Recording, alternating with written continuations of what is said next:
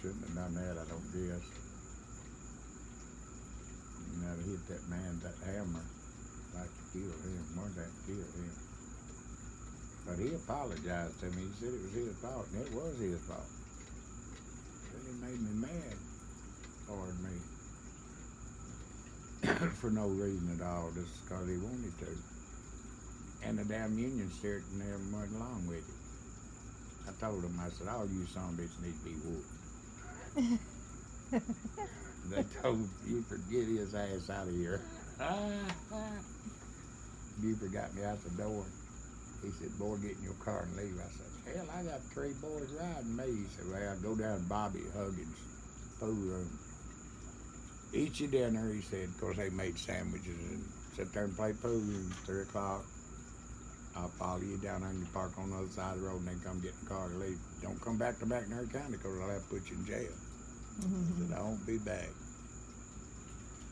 They finally called Frank Massey, and R.D. Smith was deputy and Frank was the sheriff. Sent a warrant down there for me to arrest me and bring me to Selma. They just signed the son of a bitch and sent it back. They called me and said, boy, don't you leave, you gotta go to court. You do, we done signed the damn thing, you run off, we'll have to pay for it. They put me under, I don't know, $25,000, $30,000 bond. They signed it. I went to court. The boys at Shoe Factory paid for it. Lawyer and everything. Didn't cost me a damn thing. $750, Joe Davis, and I forget how much it was at court. They made up the money. There's about 500 of us he worked down there, and they made up enough to pay for all of it. That didn't cost me nothing. I'd holler, I'd hear him holler, kill that son of a bitch. All over that factory. Where we was working, there's about 500 of us doing hand sewing. They was hollering all back there. All of them were sitting up on the tables. They know what was going to happen. I told them, I said, just sit up on the table and quit sewing and watch this, because I'm going to hurt that big man.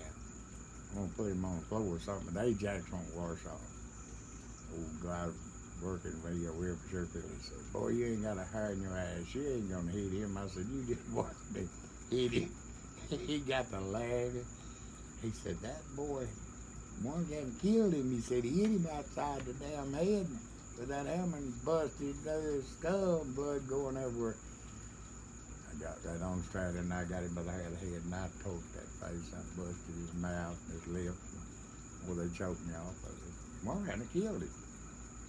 The damn blood was going just like that, spurting out his head.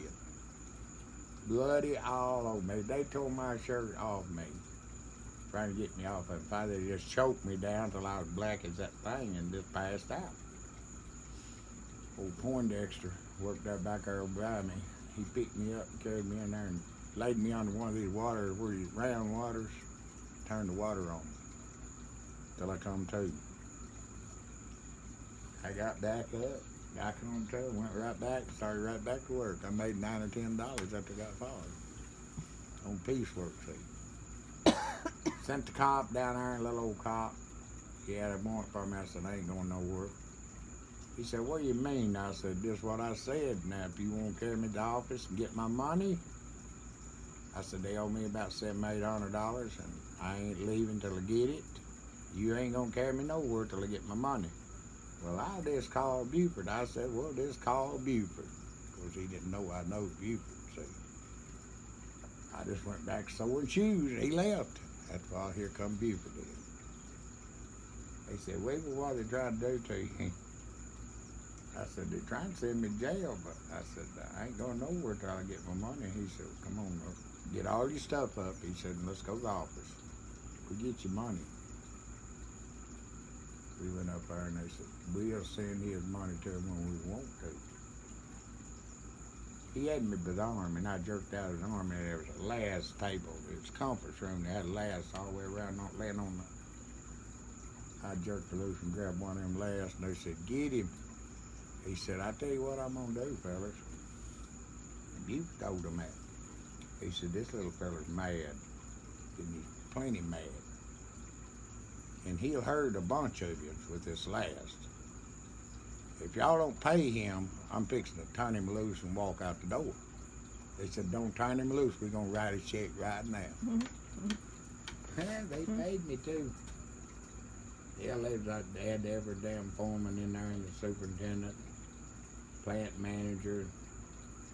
I don't know who all was in there. Hell, they 15, 20, had all the damn president of the union steers and everything. Now, who was Buford, you said? Buford Busser, sheriff. Yeah, that's right. I used to run around with, not his boy. That's how come I didn't go to pen. The judge, I used to run around with his boy. Me and him run around together. And he told his daddy, he said, Dad, don't you send him pen. He said, that boy ain't never had a ticket in his life. He don't drink, he don't smoke. Said, I went with him and just go out and have a good time. He said, we went to nightclubs and that boy ain't never drunk nothing. And he don't smoke dope or do nothing like that. Never had a speeding ticket. Said, you don't need to send that boy to pen. Said, that man was cause of him. First, he said, I'll give you 11 months and 29 days to pen. Then Joe Davis had something to say to him. He said, tell him that boy to bring in, come in here. I went back in there. He said, I tell you what I'm going to do. I'm going to put you on probation. And I said, well, I can handle that. He said, now, if you get a ticket or anything, speeding ticket, anything that involves the law, he said, I'm going to make you serve a year. I said, well, I can handle that. I started leaving. He said, wait a minute, come back here. I ain't going to do that. And I thought, just somebody's going to send me the pen. He said, I tell you what I'm going to do. I give you about 3 hours to get out of Tennessee and don't come back for a year. If you do, I'm going to make you serve. So I went up north. I went to Chicago at night. Went to work the next day. Or next night, next evening, went to work at night. Driving a tow motor, loading trucks. And it was colder than the son of a bitch. And they asked me how much I want an hour. I said, all I can get. Because they wouldn't make it. We was making probably $4 an hour or shoot back there 5 most. They give me $7 and a half hour. And I worked about 2 weeks and Deborah called me from, boy, I tell you what, I put everything I had on, coveralls, and that wind coming in, and it was cold as hell loading them trucks. I just damn near freeze to death. And it just continuously, one back up here and one over there and one over there all the time. He had a truck. You pretty well 8 hours you loaded trucks. Mm-hmm. He called me and he said, you bring your ass over here, and he said, take a physical. He said, they'll put you to work this evening. So I told my boss, I said, I'm going to Rockford. And I said, I probably won't be back. He said, well, if you ever need a job, he said, you know where you come to. He said, I'll put you back to work. I went over there and I took my physical.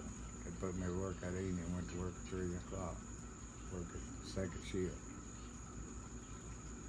They put me down there on a slider machine where it cuts the slide out of the screws and nuts and bolts. You know, you see them with a slide. That's what I was doing.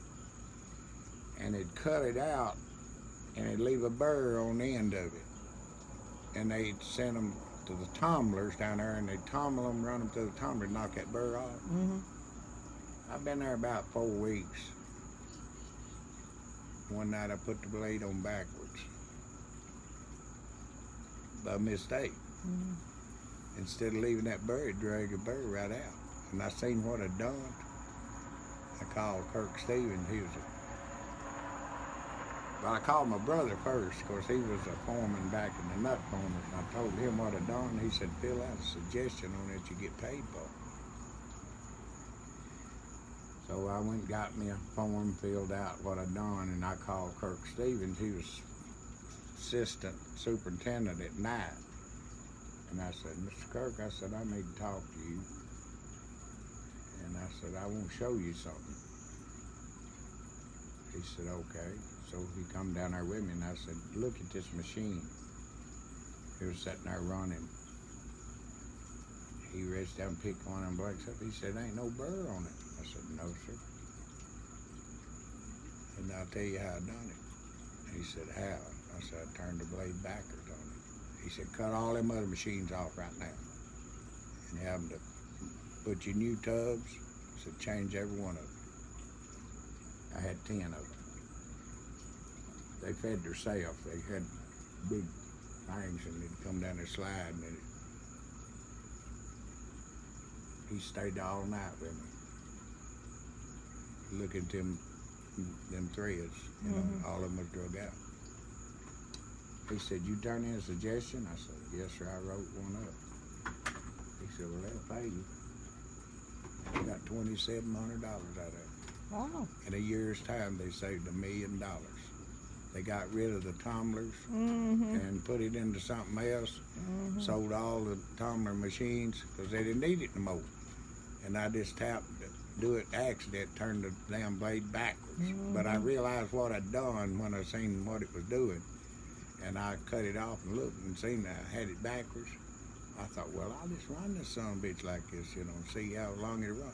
It'd run just as far backwards, you know, as it did forward. It cut it out and leave that burr off. Shit, I changed every one of them, pulled all the tubs out. We never carried one to the tumblers more, and they said in a year's time they made $1 million. They saved $1 million for not running them tumblers and sold it. I got $2,700 out of that suggestion by mistake. That's like down at Grinnell's. They couldn't figure out how in the hell they were losing everything. I said, for $100,000 a year, I can tell you how you lose it, and I can save you $500,000 a year. Oh, well, you tell us. I said, no, I ain't telling y'all a damn thing unless you pay me. I know what it was. They were stealing the hell out of it. They was stealing goddamn pipe and carried it up there to L.C. Smith's, and he was selling the hell out of it, and they was paying for it. They couldn't figure out where in the hell they're going. And every son of a bitch that worked there on maintenance was come in with an empty toolbox, and when they leave, it'd be full.